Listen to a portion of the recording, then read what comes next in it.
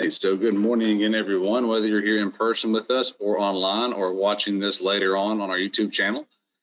This month for the September Rise and Shine, we have Kelly Martin, who is the Director of Enrollment Initiatives at Jacksonville State University, come to speak to us. So Kelly, thank you for making the drive up this morning and joining us. Thank you so much, Will. And thank you for having us today to talk about this partnership. Obviously, this is something that we are really excited about at JSU, and it's something that's relatively new that we were just able to bring in the first group of students for the fall semester. So we're excited to talk about this and make sure that the information is out there as we're kind of getting ready for the spring semester for anyone that may be interested in taking advantage of it at that time.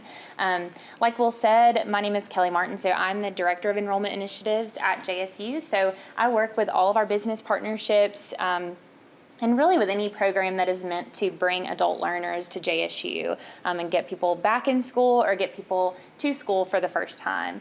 I did want to point out the people that I brought with me today. So with me in the room, for those of you that are online and can't see, Dr. Emily Messer is the Vice President for Enrollment Management. So she's also the Acting Vice President of University Advancement. So a lot on her plate, but she's here with us this morning. And then Lauren Finley is the Director of Undergraduate Admissions and Recruitment. So any undergraduate comes through her office at some point, whether it's through dual enrollment or through a campus tour, what have you. So they're here in the room as well. So we'll go ahead and jump in. And really the first thing that I wanted to talk about is just an overview of what we'll discuss. So the first thing I want to talk about is kind of adult learners in general and what JSU's vision is by developing these business partnerships and bringing adults to school at JSU. We'll talk about an overview of the partnership, what it is, and what the details of the scholarship are, which is the most important part, some of the fine print that goes along with the scholarships. And then we'll talk about the application process at both the undergraduate and the graduate level. And then one big question that I get a lot of time from students and employers is how to verify the employment. So how to actually make sure that the students are able to access this benefit. And then I'll highlight a couple of programs that I think are really beneficial for adult students in general, and then for anyone that's maybe wanting to try out JSU and see if it's something that they want to come back to school. And then we'll take questions. So just to kind of jump in, I wanted to make sure to point this out because this fact was kind of surprising to me when I first heard about it, and I want to make sure that anyone who's listening in that's maybe thinking about going back to school, but they're not sure about going back at this point in their lives, maybe because of their age or because of their work responsibilities, family responsibilities, what used to be in higher education the non-traditional or post-traditional student is now very much the norm. So close to 60% of undergraduates in the United States are post-traditional students. So this is going to be people that are over the age of 24. They're financially independent, so they're not relying on their parents anymore. A lot of them, in fact, will have their own dependents, children, family responsibilities. They work full or part-time, and they also may be connected to the military in some way. So that may be the reason why, they've had to move around and maybe they haven't been able to get to their education yet. So there's a lot of benefits for programs like the one that we've developed with the Chamber when it comes to the industries in the area. So primarily for the workforce and for the employees, or who we would call the students, the benefit is really being able to upskill and reskill to meet the needs not only of industry changes in the area, but also their own personal goals and career path.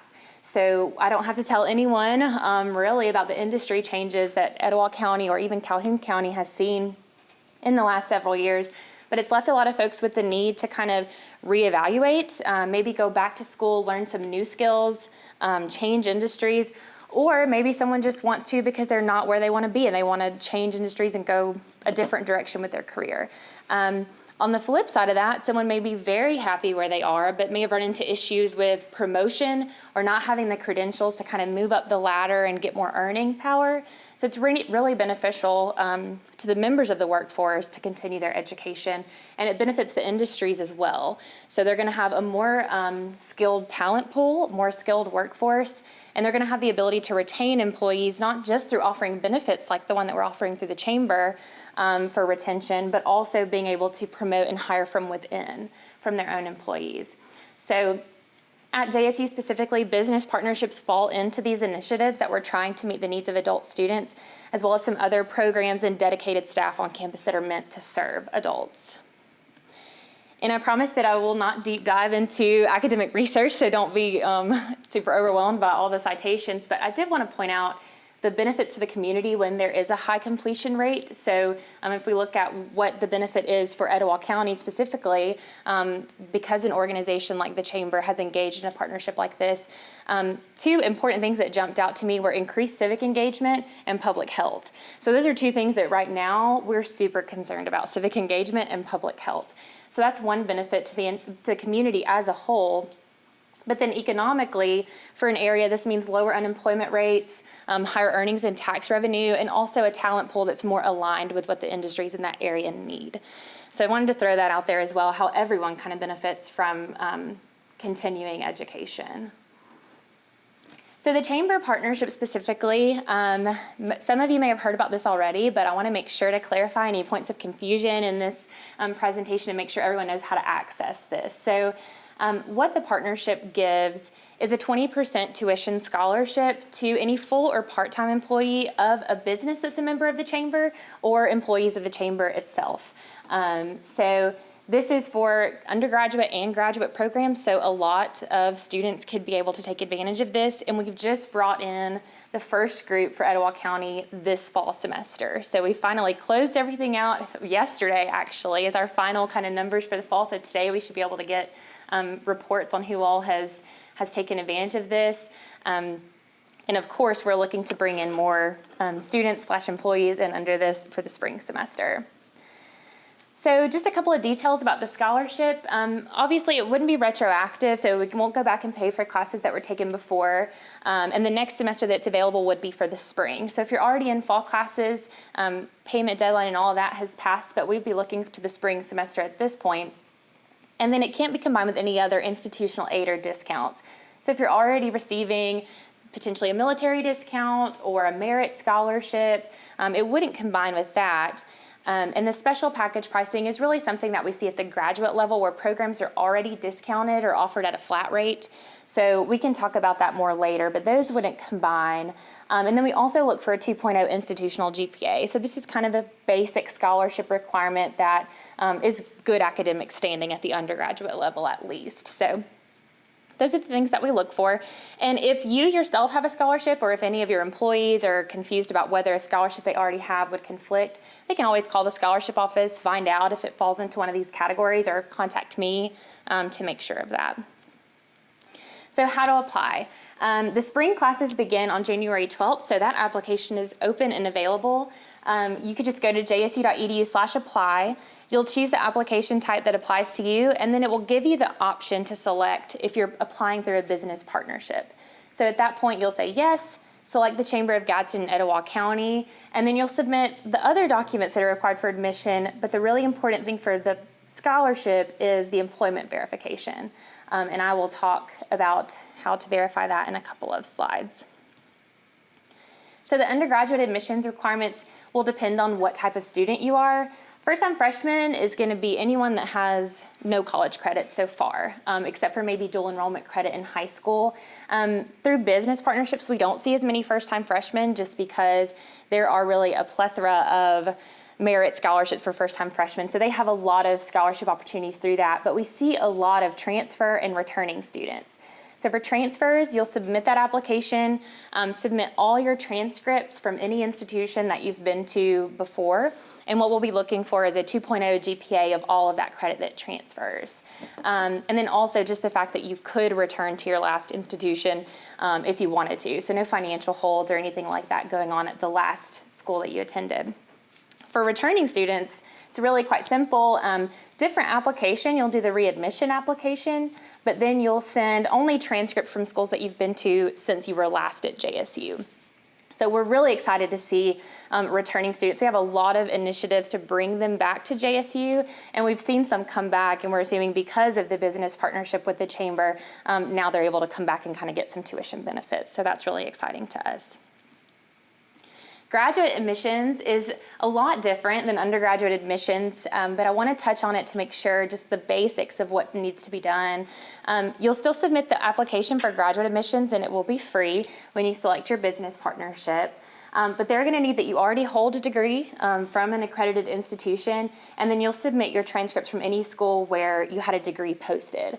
So the important thing to know about graduate admissions is your requirements will be different if you want to do an MBA versus if you want to do, a master's in secondary education, something like that. So you'll want to check with your specific programs to make sure of what you need. I didn't mention this for undergraduate admissions, but test scores are waived at this point for undergraduate, and graduate admissions has waived a lot of theirs as well. There's only a couple programs that still have test requirements. So the programs that are listed there are the ones that have special package pricing. So these are the ones that are already offered at kind of a flat rate, discounted rate. But I do want to encourage anyone that's listening, because I get a lot of questions, especially about the MPA.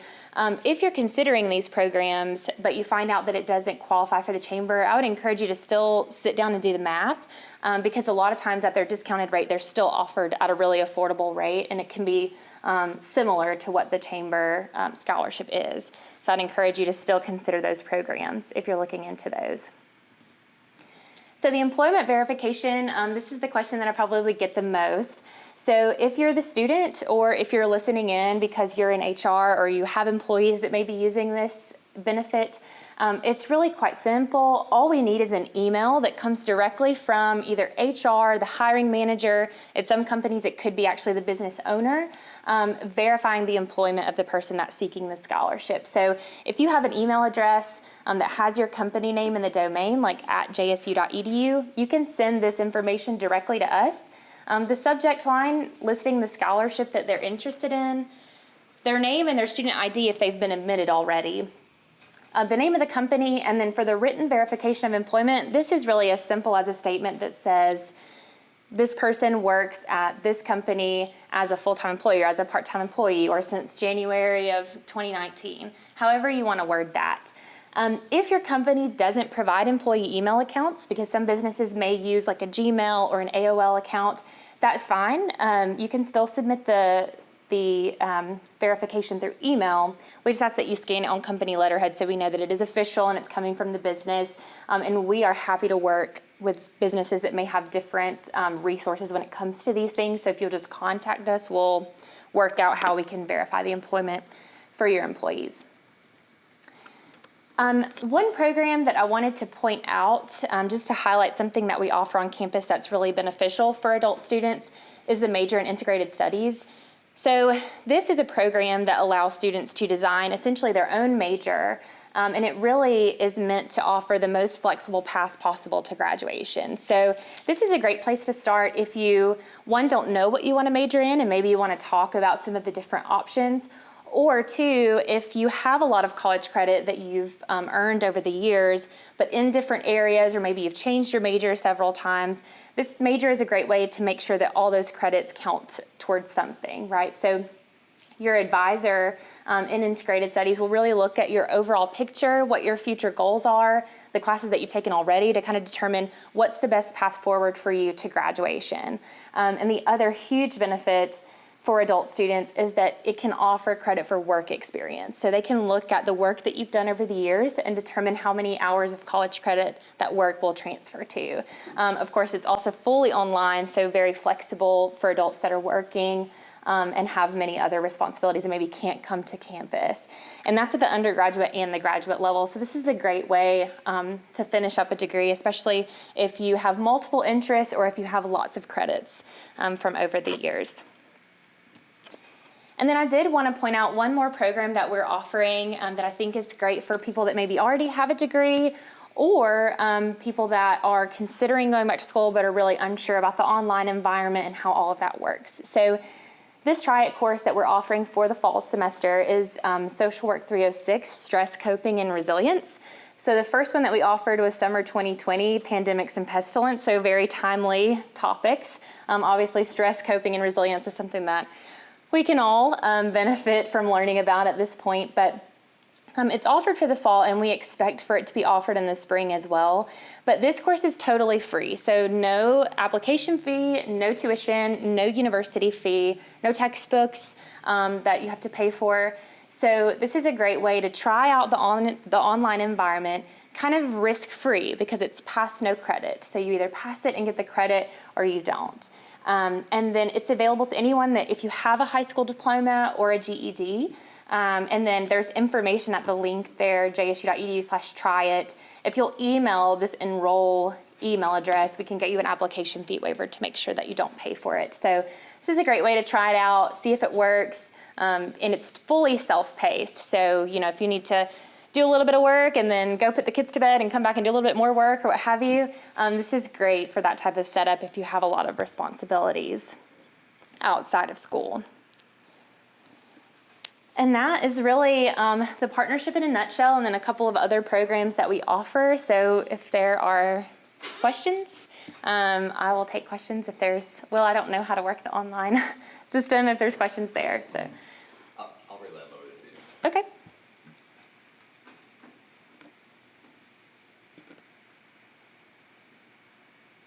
So Jonathan or Keisha, if you guys want to unmute or give questions in the chat, you can do that right now if you'd like to.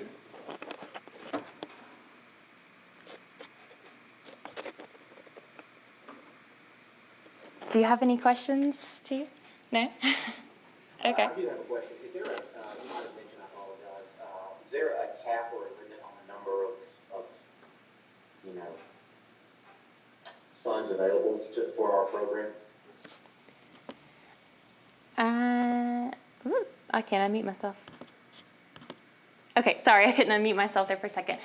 No, so if you're talking about for a specific business, we have gotten the question of if a business is limited to a certain number of employees.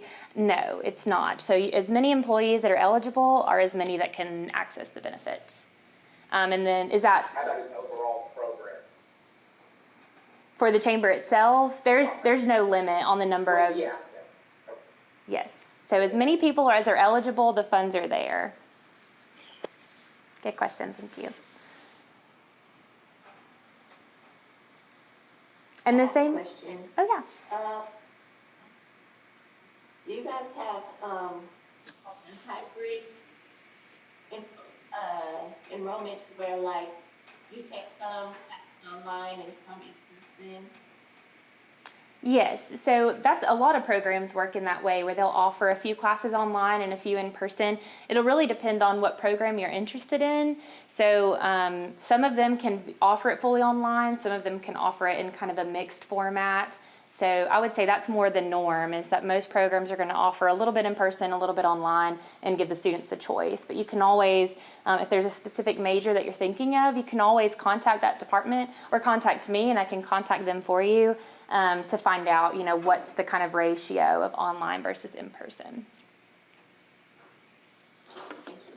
Thank you.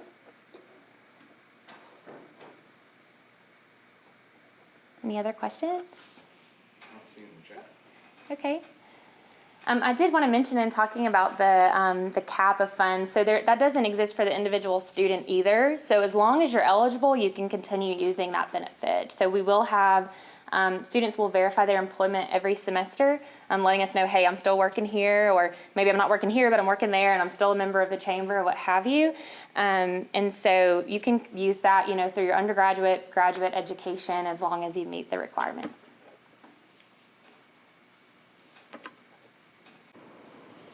Great, yay. I'm so glad that people ask their questions. So it sounds like students on the line, so that's great.